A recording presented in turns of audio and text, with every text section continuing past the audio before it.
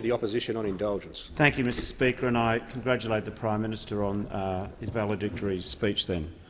And when I say thank you, first of all, to Mr Speaker, I mean it. I mean, after all, being Speaker of the House and a Carlton supporter is enough to test the patience of a saint. So it's great credit to you that you've kept order in the chamber and held on to your sense of humour as well. Now, last week, I'm pretty sure that the Prime Minister effectively announced that the date of the election could be May the 11th or May the 18th. But what may be of greater interest to some in the House is to learn that the Prime Minister's birthday is May the 13th and mine is May the 12th. So it's fair to say that both of us are hoping the other one doesn't necessarily have the world's happiest birthday next year. But I think it makes it all the more important to me to wish the Prime Minister a Merry Christmas. Chloe and I wish you and Jenny and your very precious daughters a safe and happy time together over the summer. And despite everything that they say about me, my best wishes to the government members. They did me the compliment this year of mentioning me personally 1,260 times in question time. That's about every 3.5 minutes, and that includes our questions. Makes me wonder what on earth the government would do without me.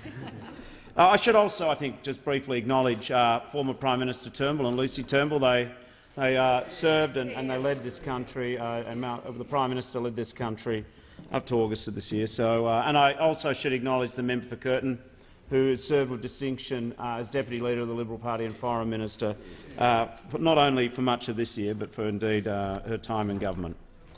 I also should say Merry Christmas to the fastest-growing group in the chamber, the crossbench. Merry Christmas.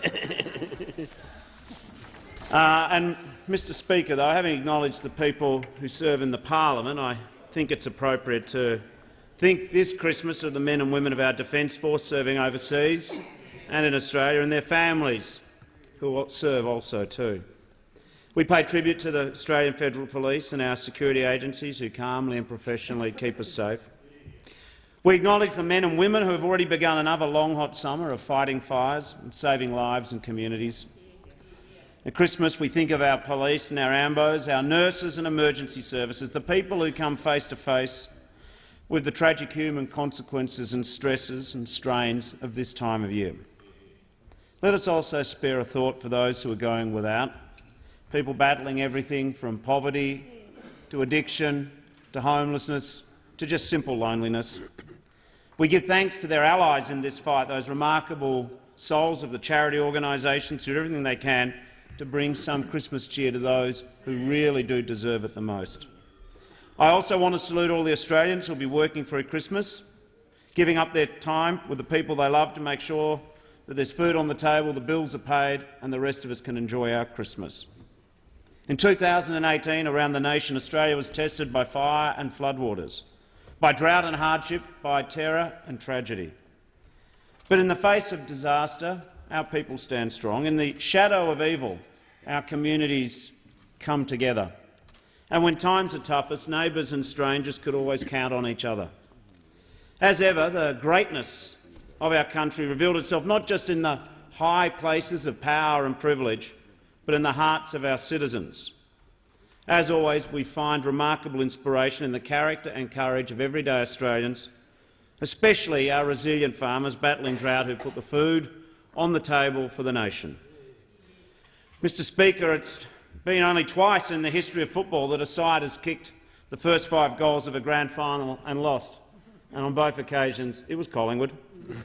So congratulations to West Australians and Eagles supporters, and in the league, the Roosters. It was on the Gold Coast this year that our athletes starred. None, I would suggest, more inspirational or impressive than the amazing and inspirational legendary Kurt Fernley. At beautiful Moonee Valley in my electorate, the mighty mare won her 4th Cox Plate. And speaking of winning with a leg in the air, congratulations to Premier Daniel Andrews. In the Caribbean, the Southern Stars clinched another World Cup.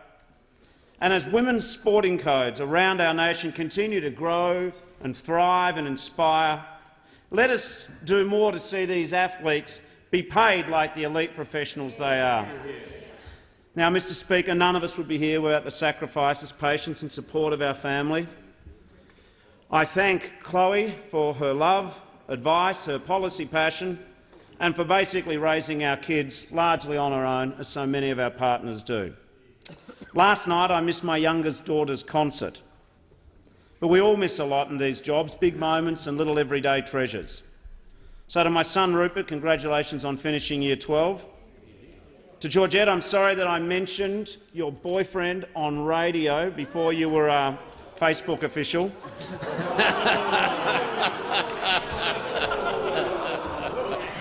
Yeah.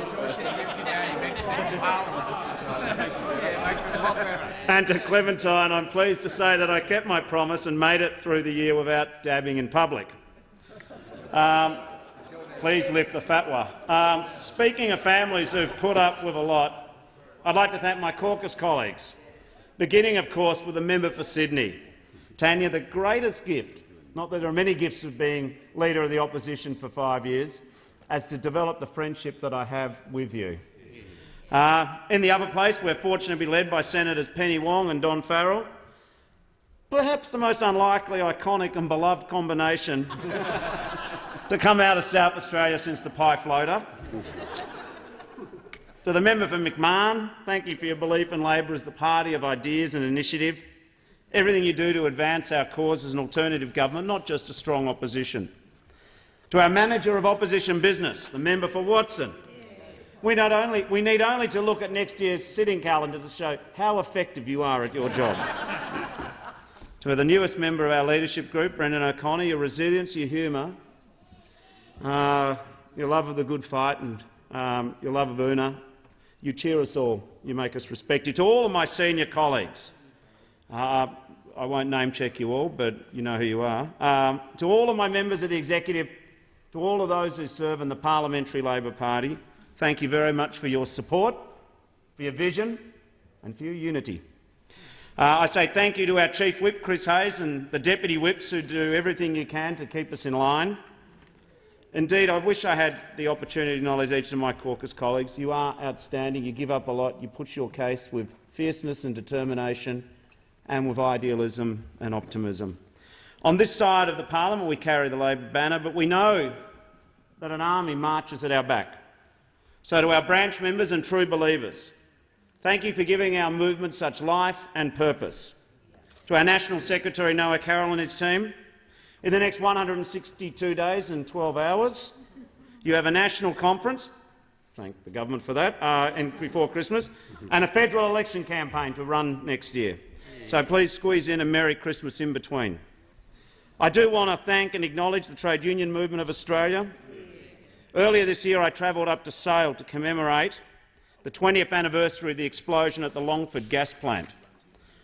I'll never forget being at the site that afternoon as a younger official when they showed us the security footage of the explosions which took 2 lives and badly burned 2 others. There were 9 explosions, 9 fireballs. It looked like film of an Air Force bombing raid as the gas explosions occurred. In the foreground, sensibly, you could see a lot of people running from the area of the explosions to safety. But every single person in the orange overalls, the operators and the in-house maintenance, they were running towards the danger, going to their mates. Now, 20 years ago, these were the people that this large multinational company tried to blame for the disaster, the people who ran towards the peril. Their union stood up for them then, defended them and protected them. In the end, these workers got bravery medals. But even now at Esso, the union movement is still fighting for maintenance workers who were unceremoniously sacked over 500 days ago, only to be told that if they wanted the jobs back that they had had, in some cases for decades, they had to accept a 30% pay cut from one of the richest companies in the world. The fight for fairness is a job that never stops, but it is where some of the most rewarding work can be. It is why I'm proud every day to be a member of an Australian trade union. Mr Speaker, speaking of powerful and important collectives, I acknowledge the press gallery. I say to those of you who located our free drinks on Tuesday night, which was a healthy majority,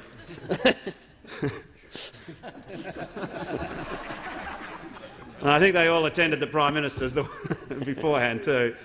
You genuinely perform a public service. Our democracy is better for it. And talking of what makes our system better, it brings me to the people who do the listening in this place, the Hansard reporters, the clerks, the chamber attendants, the tabling and drafting officers, and all the other quietly turning cogs who keep the machinery of our parliament and our democracy turning over. To everyone who plays a part, the caterers, 2020, broadcast, the landscapers, librarians, gym staff and security guards, thank you for what you do in the service of our democracy. In particular, we must always acknowledge one of the more remarkable monopolies in this place. So I acknowledge Dom and the team at Aussies. They've probably got the soccer on right now, but they can read about this later. I do too want to thank our cleaners, especially in my office, the aptly named and ever-cheerful Joy. Now, we all spend our lives in a tearing hurry, and I would say in Melbourne, without my Comcar drivers, Peter Taylor and Steve Smith, Dave Smokey Keeley, I would miss, in fact, a lot of flights and be even later to some of my press conferences. Mr Speaker, as usual, this section of my speech has both been highlighted and in bold. I would like to thank my staff, both in my electorate office in Moonee Ponds and my personal staff. Many staff come here dreaming of West Wing. These days my staff console themselves with watching Veep. It's been a long road, not just the 1,602 kilometres that I've run so far this year, but I've been glad to have you with me on the journey. Mr Speaker, there are issues and questions which divide this place, from the momentous to the trivial, but a big truth unites us all. We are drawn here because we believe that politics is more than a career. It is a vocation, it is a call to service. Service not just in the name of the people who voted for us, but for the next generation, for the future of all Australians. The best day this parliament has had this year, in 2018, was the apology to the survivors and victims of institutional child sexual abuse. It was a day full of hard truths and raw emotions. Reawakened pain for those who came to hear the apology, grief for those who did not live long enough to hear it being given. And amidst the remarkable privilege we all had of meeting with survivors and advocates and warriors who fought for that day, two things shone through to me. One, the unselfishness that drove them. They sought the apology not because of what it would mean for them, but because they believed it was the best and surest way to prevent this happening again to another generation, to protect the next generation so that what happened to the survivors would not happen again. But the second thing which shone through to me is that there are many Australians who have reasons to distrust this place. There are many Australians who are cynical about politics. These Australians in particular had every reason to distrust this place and despise politicians, but they still found it in themselves to include the parliament in the nation's healing. So remarkably, after all of the betrayals that they had endured, they gave us a gift. They reminded us of the privilege that we have in this place and the power we have to speak for our nation and to serve it. So in the new year, let us all work harder to make redress real. Let us all do more to remember the gift that they gave us, to honour their example and to live up to it in 2019. Merry Christmas, Happy Hanukkah, Happy Diwali. I thank the House. Yeah.